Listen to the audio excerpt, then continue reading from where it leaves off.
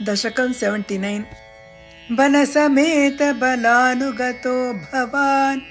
पुरमगागत भीष्मकमानितः द्विजसुतं त्वदुपागमवादिनं धृतरसा तरसा प्रणनाम सा भुवनकनकान्तमवेक्ष्य भवद्वपुः नृपसुतस्य निशम्य च चेष्टितं विपुलखेदजुषां पुरवासिनां सरुदितैरुदितैरगमन्निशा तदनुबन्धितुमिन्दुमुखी शिवा विहितमङ्गलभूषणभासुरा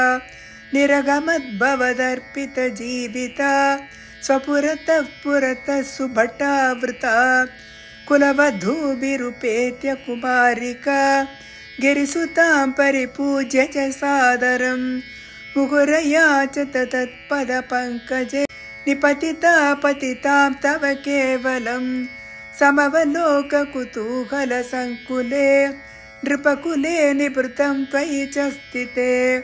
नृपसुता निरगाद्गिरिजालयात् सुरुचिरं रुचिरञ्जितदिङ्मुखा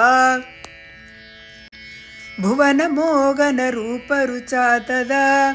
विवशिता किल राजकदम्बया त्वमपि देवकटाक्षविमोक्षणैः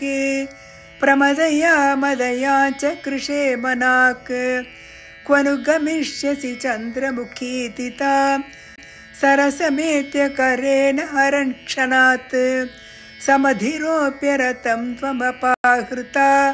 भुवि ततो विततो निनदो द्विषां क्वनु गतः पशुपालयिति क्रुधा कृतरणाय दुभिश्च जिता नृपाः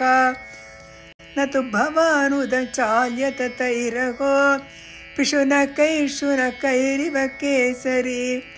तदनु रुक्मिणमागतमाहवे वधुमुपेक्ष्य निबध्य विरूपयन् कृतमदं परिमुच्य बलोक्तिभिः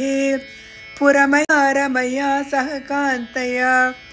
नवसमागमलज्जितमानसा प्रणयकौतुकजृम्भितमन्मताम् अरमयः खलु नातयता सुखं रगसितां हसितां शूलसन्मुखीं विविधनर्मभिरेव हर्निशं प्रमदमाकलयन् पुनरेकदा ऋजुमते किल वक्रगिरा भवान् वरतनोरतनोदतिलोलतां तदधिकैरतलालनकौशलैः प्रणयिनीमधिकं सुखयन्निमाम् अयि मुकुन्द भवच्चरितानि नः प्रगदतां गदतान्तिमपाकुरु। श्रीहरये नमः। नारायण अखिल गुरो भगवन् नमस्ते।